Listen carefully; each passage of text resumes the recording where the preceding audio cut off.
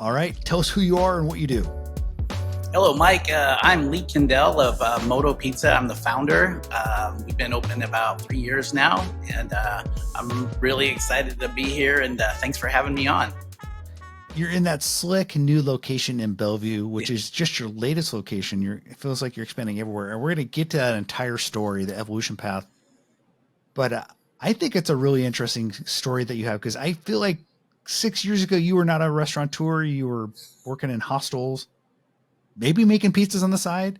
So, how did you? First of all, let's go way back. When you were a young kid, did you think you'd be a restaurateur? What did you think you'd be doing? Honestly, I don't know if I actually knew what I wanted to do. I was so curious when I was young, and I loved everything. So I was always had my hands into different things, trying different things, and I really took that into my entire adult life. I like to say I've had 500 jobs. And I know you eventually made your way into owning a hostel, Yeah. and that's where you started making pizza for guests, and that kind of lit a light bulb in your head. But was that a long term thing? Did you have a career before that? So no, I bounced around a lot. Like I said, that adventurous nature took me on a path of a whole lot of different things, which included travel mostly. So I backpacked all over the world, and I actually met my wife in a hostel. And she's Oh, Canadian, and yeah, she was in Mexico. And when we met, she ended up going back to Toronto, and we dated long distance. And I convinced her to finally go to Vancouver and then down here to Seattle. And I was like, we got to figure something out. Why don't we try a hostel since we met there and we both love it?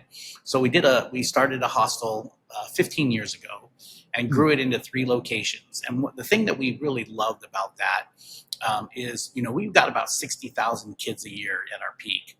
And the community that we built was really around food. So we would go out, I would take them around Seattle. We would go, Oh, wow. squid jigging. We would go, picking fruit using the Fallen Fruit app, which is really fun, and forage and things like that. So on top of our last hostel, I actually built a garden up there with chickens, and I had an aquaponic system.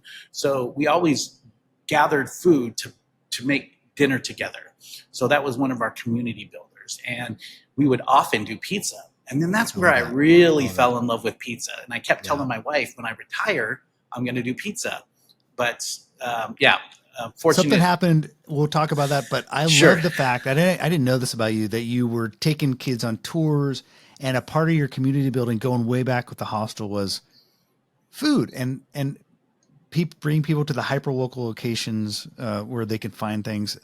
And I can see the through thread through your career as a restaurateur. And especially as a traveler, for me, tourism, I'm all about the food. Like I was always, I didn't go, what am I going to go see? I was, what am I going to go Me eat? too, right? Right? That's why we get along so well.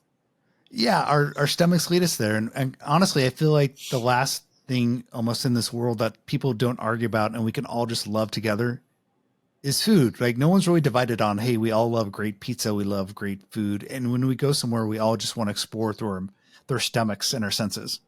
Absolutely.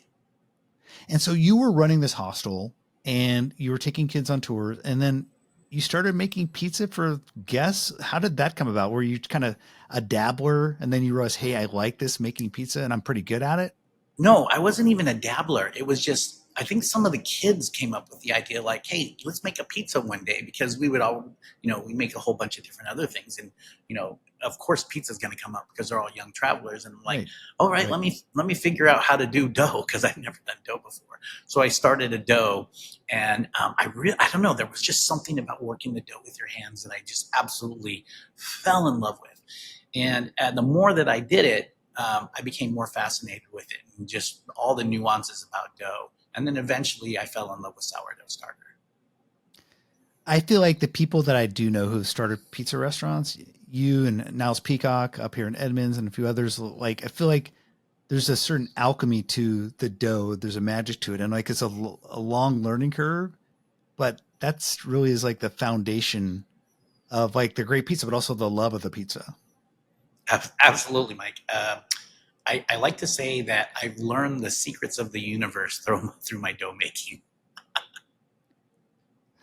Can you tell us what those are? Because I'd love to know. It's really interesting. You spend when you do dough by hand, you spend so much time with it. Early in the morning, uh, you know, after your fermentation and your mixing and all those kind of things. You spend so much time, hunt thousands of dough balls. And you gain this really interesting relationship with dough, and you spend a lot of time with yourself. Even though you have people around the table, we have a really wonderful time, but we also have these quiet moments, and a lot of these quiet moments of reflection. I've learned a lot about myself, and having to do the dough and get up at 5 in the morning, every single day for, a few years, you get to know a little bit about yourself. What you found out something that you liked, or was it good news or bad news? Oh, you know, when you kind of find your way, you find your path that you're supposed to be on, it becomes so much more filled with joy and these magical coincidences of things happening, and the culmination of it all. I really believe when you are very authentic and intentional in where you want to go and what you want to do in your life and how you want to express yourself, I think these beautiful things begin to happen. So yeah, to answer your question, yes, I think it was great. I think it's magical. And so I feel like there's maybe a point in time, maybe before the pandemic and then ultimately in the pandemic, you had this inkling that, hey, maybe in my future I can be a pizzaioli or a pizza maker as a career. But like I said, the pandemic hit. I feel like everything rushed forward and timetables collapsed. So take us back to that time and what happened. Oh yeah. So as in the hostels, as we made pizza, I kept saying to my wife, I'm really loving this. And then it came to, what? I'm going to do this when I retire. Like, I'm going to open up a little shop, like Dom DeMarco, or Frank Pepe, Pepe Grana in Italy, or, some of the single greats, right? And I was going to have this one tiny little shop and almost like omakase style pizza, right? And I talked about it a lot, but I never had any intention of doing it, right away. But when the COVID hit, we lost everything. It was, we loved what we do. Like, we really loved it. It was one of the hardest things to ever happen to us. And when that happened and we lost everything, as I was contemplating what I was going to do, I'm like, I'm never going to work for somebody again. My entrepreneurial spirit is too strong. So what am I going to do? And I'm like, I'm going to kick up the retirement plan. And I told Nancy, all we have to do is 40 pizzas a night and we will survive. We will be okay. And and then that's when it started, and it was mayhem. Was she Right. buying this 40 pizzas a night business plan, survival plan? She was a little bit hesitant, but what's funny is when we found the Up House, we call it the Up House. It's a little tiny house that we found that was only 500 square feet. And that was the first location of Moto. And I brought her to it, and she saw it. All that hesitation went away, and she goes, let's go. And that was West Seattle, right? Yes. Yeah. And so take us back to those early days. Did you go and buy a pizza oven? How did you equip yourself to start serving pizza? This is a great lesson for starters, right? Like, everything, the beginning of the lease, the deposit, the rent, all of the legalities that you have to go through, permitting, all this craziness, all the equipment, like everything, I put it on my credit card for less than $60,000 is how I started my pizza joint. I bought used equipment, we found, a table off the side of the road, and I repurposed it and painted it. So it was true bootstrap. And, but still $60,000 on a credit card though. Like, there was some real risk there. Oh yeah. Yeah. Especially when we kind of lost everything, we had very little in savings, and it truly was a risk. I even considered, like, maybe I should just get a job, and I'm like, no, I'm going for it. I'm going to just swing for the fences. If I have to live in a van down by the river, I'm okay with that. So you spend 60 grand, you buy used equipment, you got a table off the side of the road. And so that how long from okay, I'm pulling the trigger, I found that house to your first customer buying a pizza? Oh, we moved so fast. I want to say it was maybe 5 months at the most because, you know, I needed to get in business really quick. So it happened fast. And that 5 months is fast, but what happened in that time? Were you developing recipes, menus, hiring crew? Like what were you doing in that 6 months? No, I was mostly building. Like I did everything in that restaurant except for the plumbing, which needed to be permitted, and the electrical outlet for the oven. So other than that, I did everything. I brought in all the equipment. I mounted the 3 compartment sink. I put in all the ventilation. Like I did so Running a hostel made you kind of a handyman. absolutely. Our buildings were like 1920, 1950. So we had older buildings. So I was constantly doing all of these repair things. So I became very familiar with, a lot of do-it-yourself stuff, and I love DIY, and I always like here. There's an element like if you see back there the pegboard that all the tools are on. That's at the original Moto because I love tools. So I had all of that up there, and in this final one, I had to have a homage, a tribute to the OG. So yeah, I'm a big fan of tools and what we do. So I'm constantly tweaking and figuring stuff and playing with things. Okay, so you had your first customer. Do you remember that first customer? Do you know them Oh by yeah. name? No. What's funny is I don't remember our first customer, but I remember many of them because a lot of the customers that we had that first day are actually almost weekly visitors. Like they love Moto so much they're here, almost every week at West Seattle. So we have a really strong following there. And one of my customers, we had this. What happened was when we on our first day, when I was putting balloons on top of the house where the Moto is, West Seattle, a guy comes by and he takes a To make it the Up House. yeah, to make it the Up House because it's in between these two giant apartment buildings. So everybody calls it the Up House, right? So I had to put balloons up there, and somebody comes by and takes a picture. But what I didn't know was that he has this huge following on social media, and then Eater immediately picked it up and they posted it on the same day we opened up. And I was like, let's just open the doors and nobody's there. And what's really funny is two of my old managers from the hostel, they were like, hey, we're going to come help you on the first day. And I'm like, no, it's just me and Nancy. We're just going to open the door. We didn't tell anybody. And we literally had a line like down the block and around the corner. It was insane, right? And I think that day, so I made enough dough for that was a Wednesday. I made enough dough for Wednesday, Thursday, and Friday, and we sold all that dough for Wednesday, Thursday, Friday on that day. So it was that was one of the So crazy things. was it a good panic or was it like just a panic and later on you're kind of able to sit back and go, oh, that was kind of cool? Well, I think it's really funny how life works, right? You kind of gain this knowledge, you gain this understanding of things, and then as you become more mature and you begin to understand things more, you just kind of get it a little bit better. And so, in my entrepreneurial journey, there were moments of panic, and we just lost it. But now, panic is something that we are very well in control of because something's always going to happen. So, however you handle that, the attitude in which you handle it makes all the difference, is what I learned. So it was a lovely panic. Like we were so grateful to so many people. So we were yelling, thank you. And we were dancing. Like it was a wonderful first day. Yeah.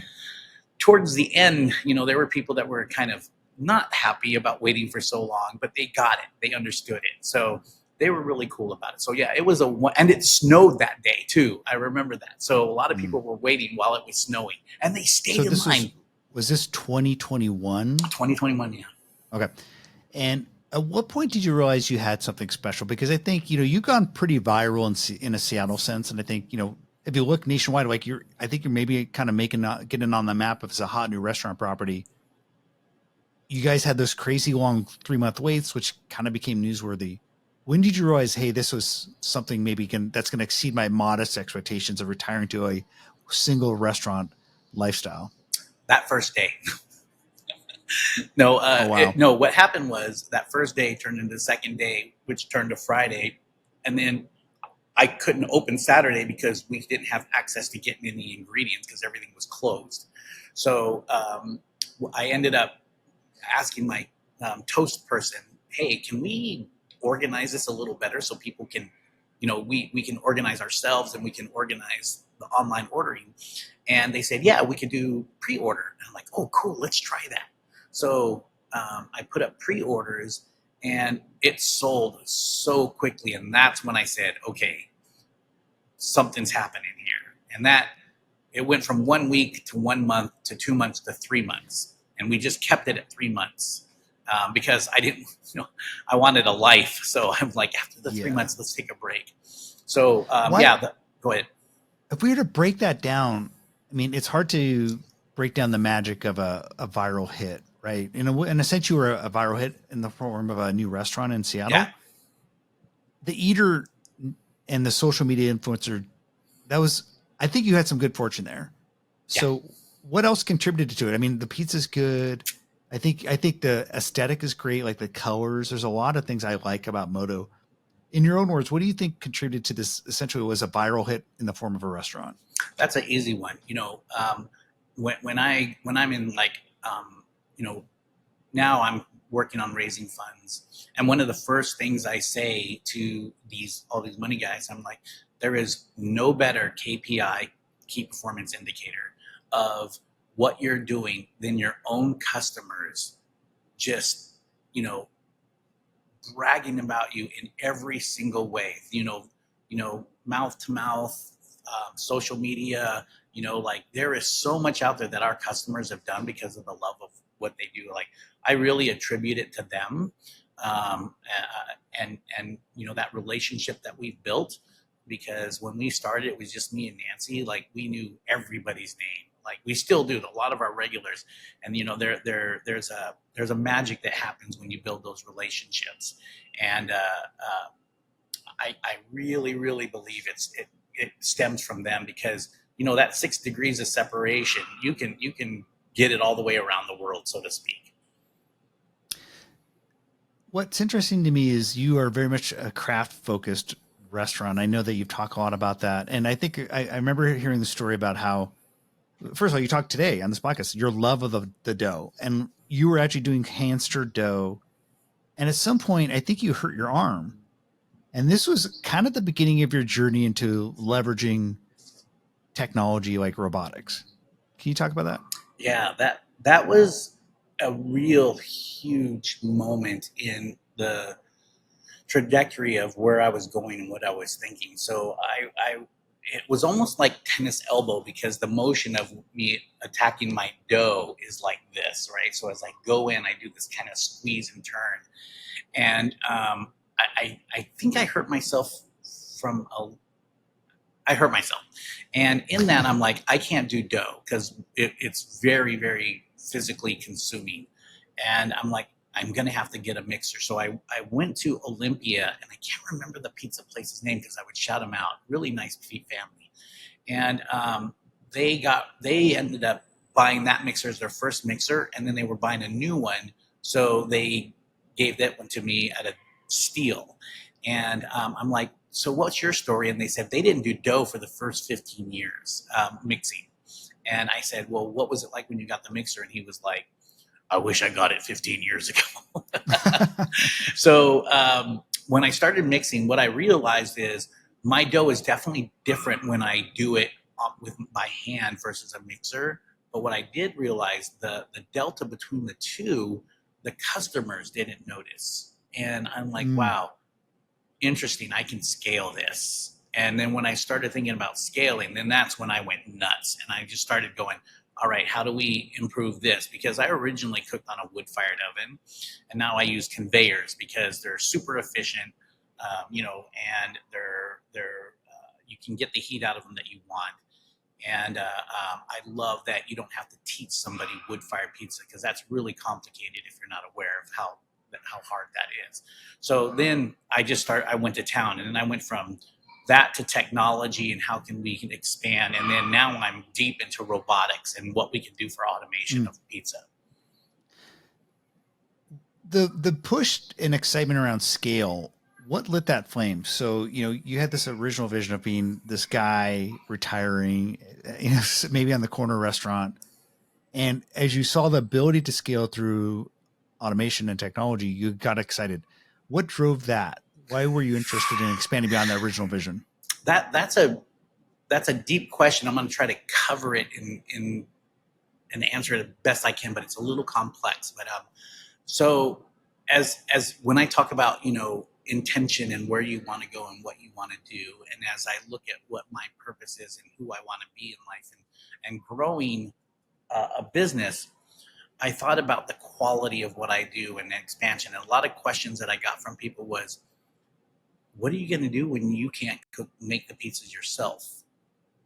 And what happens if you become too corporate, and those questions were asked. And I thought to myself, well, there's a lot of problems with large businesses, and there's a kind of a disconnect. And I'm like, what if I can grow a business where there is not that disconnect? We keep that connection with our customers, with our staff, the people that we do business with, and can we carry that quality? And it was like a light bulb going off, and I was like, you know what? Why are the big guys growing so quickly? And it's they watch their cost. They buy products that aren't the highest caliber because they want that higher margin. And then as I looked at this, I realized, you know what? We can grow that way. We can keep the quality. We just got to shave our efficiency, and, just master what we're doing. And I think that we can scale in that way by keeping the quality, keeping the connection, and kind of building this culture of high caliber and scaling. How are you convinced that all this new technology layers that you've layered on? Because I do feel like there's a lot, right? There's the toast, there's the picnic robot, there's the mixers, there's all the dough ball maker. As you layered on the technology, you seem pretty convinced that the craft would stay intact. And we talked about this, like you want to do scalable craft, I think. So how were you convinced, or were you convinced were you not convinced? You had to find out as you experimented along the way? Yeah, it was definitely a learning curve. But what I realized, again, it really goes back to the mixer. When I switched to the mixer, what I learned was that is just a piece of equipment. It's the same thing as a spoon. It's the intention at which you are trying to create a craft. It's the same thing with, let's just use cars, for example. There are high caliber cars, Mercedes and Ferraris, and there's an intention in that craft. And then, the cheaper cars, it's all about just that production. So I really believe that we can create something that is affordable, that is high caliber, with a really wonderful experience. And that's the other thing that's a component that's really important to me, is the experience of Moto. And I think that's why we have such a great following. So yeah, I feel like I consider myself an early adapter, because I'm definitely a little bit ahead of the curve than most operations. And it's very fragmented. So as an early adopter, I'm going to make a lot of mistakes. But I think the way that I'm pushing, I think I'll be one of the first ones to get there that build something really solid foundationally with technology, because my analog, that I like to refer to it as, operation, is really tight. You have an interesting, I think, expansion plan methodology, which I think is fairly unique. I've never seen anyone really do it. And it's kind of like by happenstance in a way, because you have this thing where you basically have gotten into sports stadiums, and then by virtue of that, you then look at surrounding locations. So I think for the listener who hasn't heard the story, I think it's a great one. You Yeah. are in the Seattle Mariners baseball stadium. Yeah. And you did that within a year or so of becoming a restaurateur, which is probably unheard of. And that was also, I think, a bit of good fortune. How did that happen? Oh, I got to tell that story, Mike. Yeah, So it's a great story. I'm obsessed with pizza, like obsessed. And I know a lot of people say that, but I think if you followed me in one day, you would understand. So actually, this is really funny. I was actually eating a taco, and I was looking at my phone, and I'm thinking about, as I'm eating this taco, I'm thinking about fast food. I'm thinking how wonderfully wrapped the hamburger is and how easy it is to eat, but a little bit of lettuce falls to the side. I'm thinking about a taco. I'm thinking about all these fast foods that you eat. And I was thinking about how pizza is just a slice of pizza. It's kind of, even my pizza is a little sloppy when you have that slice. You got the cheese dripping, the oils dripping. Like, I'm thinking to myself, what am I doing? And a light bulb freaking went off because I'm holding what we hold the most. And that was the inspiration for me doing the stadium pizza. So I built this pizza, this size of your phone. It's the size of two iPhones. And I'm reaching out to the stadiums. I'm trying to figure out how to get pizza in there. And I think I was doing it like 2 months. And I have a big circle of people here in Seattle that I know. And I couldn't get in. And one day on a Friday, I'm with my wife, and we went to lunch, and we were coming back, and I love talking to my customers. I'm always in the field, in the dining room, talking to everybody, saying hi, where they came from, how they found out about us. I love this interaction. And I was in the yard, and I'm talking to these two guys, and they were from New York. And I'm like, and of course the New York pizza discussion came up, and I'm like, yeah, my dream's to have one in New York. And he's like, yeah, you can make it in New York. And I'm like, what are you guys doing here from New York? And they're like, oh, we're here, we're here working for the Mariners. And I'm like, you're kidding me. I'm like, I've been trying to get into the stadiums. Who do I need to talk to get into the stadiums? And Jeff goes, me. I was like, no way. So the next week, emails were flying because he loved my pizza. So emails were flying. And then the week after that, we had the entire executive team of the Mariner Stadium in my little tiny 500 square foot house. And I knew once they bit my pizza, they were done. And it happened. You knew once they bit in, they had to. And, I mean, another amazing piece of good fortune. And by the way, I don't think you necessarily need it because the pizza is amazing. And by the way, I went to a Foo Fighters concert a couple months ago, and there was the pizza there, and I got one because it's great. And so, but this isn't the only stadium location you're looking at, or rather only sports location you're looking at. You have expanded to California, and because of that expansion into the tennis location, you're also looking at surrounding areas. So this is kind of like your new methodology to move to new cities. It is. And so, so that what we did at the stadium, the Mariner Stadium, we were hitting, when we hit our peak there, we were between 1,200 and 1,400 pizzas a night at the stadium. And we really kind of turned a lot of heads with a lot of the big wigs in the stadium. And we were offered the opportunity to, because that was a lot. They thought that's, wow, they're doing a lot of. Oh yeah. And by the way, we were in many people don't know this, but we were in the worst part of the stadium you can be. We were up on the highest level behind third base. Like, it was the furthest place you had to walk to in the stadium, but they put us in there to test because they didn't know what we were going to do. We were a mom and pop operation. But again, my obsession with efficiency and quality is insane. And I was like, okay, how do we get this quality out, and how do we do it fast, and how do we do a lot of it? So I'm all about systems and processing. So when we did that, the bigwigs came through and saw our process and our thing. They're like, wow, do you think you can replicate this? And I was like, absolutely. So we got into the tennis open, the Paribus Tennis Open in Palm Springs, and that was only 2 weeks. And we only had 3 months to prepare for this. So we essentially had to build out a restaurant in the stadium there. And it's Stadium One, which is the most popular. And what's interesting is that stadium, it has our shop has access from the outside and the inside of the stadium. And there, it's like a Taylor Swift concert. People come and they just hang out and watch it on the big screens outside the stadium. So there's thousands of people there. So we ended up doing about 3,000, I think 400. It was our biggest number a day of pizzas. Wow. So every day we were hitting right around 3,000 to 3,400, almost 3,500 pizzas a day. And then that's when we really started turning heads. So now we're going into Hollywood Bowl in Los Angeles.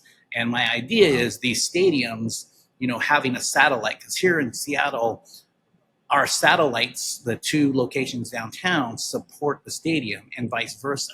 And we think that's a wonderful kind of hub and spoke model.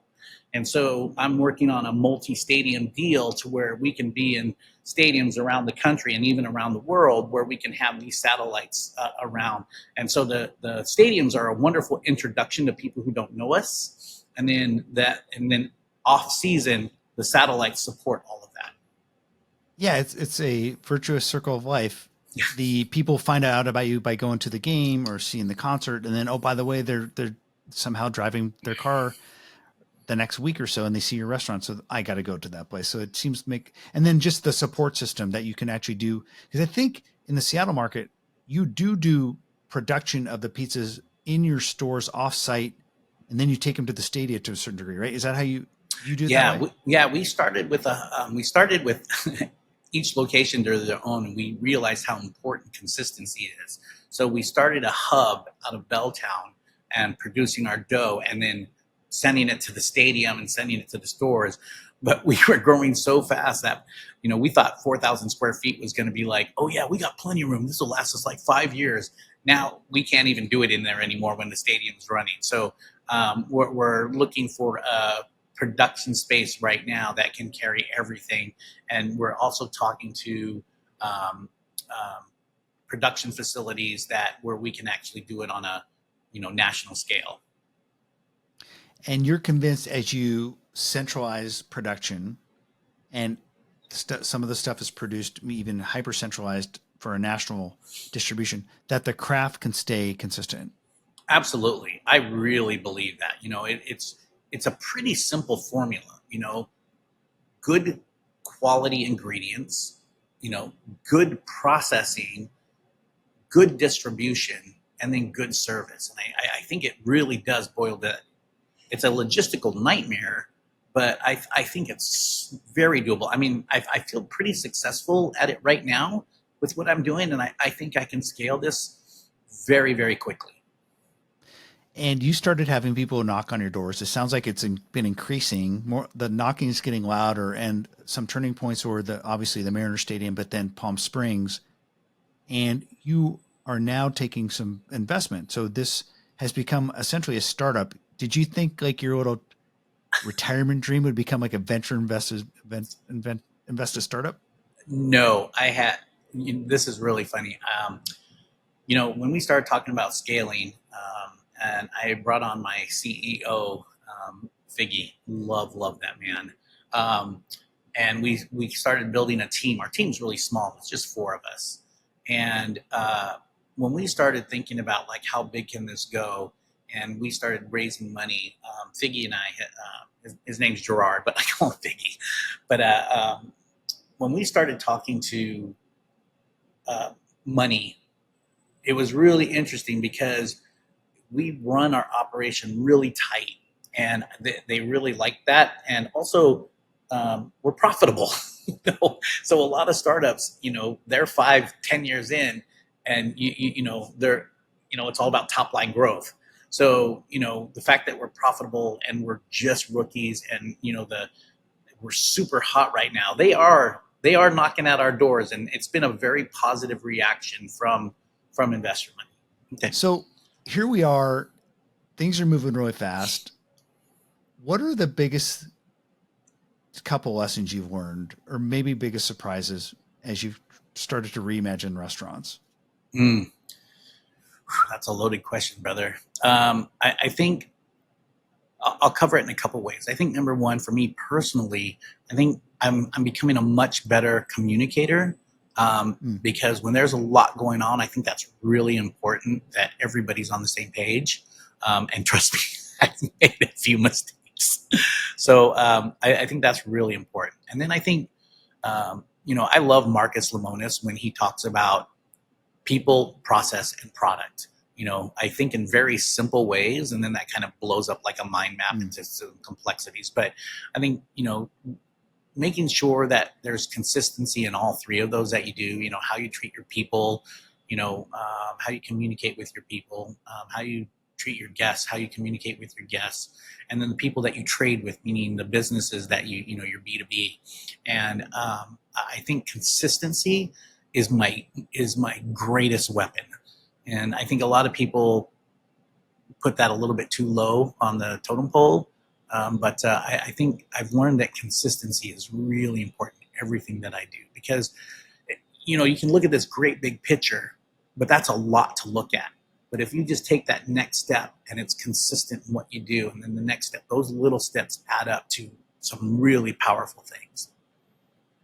Well, Lee Kindell, it's Kindell. I always mispronounce it. I want to make it's Kindell. Lee Carlos Membrando Lopez Kindell. Okay. That's awesome.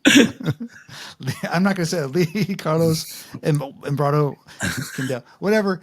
Lee, thank you so much for spending time with us. Moto Pizza is, if you haven't had it, if you're by chance in Seattle Market, if you're in Palm Springs, you should stop by. Thank you so much for spending time with us today. Mike, it was such a pleasure. And I just want to say, I love that you support the industry so strongly. And you were such a heavy hitter, man. It's an honor to be here, brother. All right, man. We'll talk to you soon. All right. Thank you, Mike.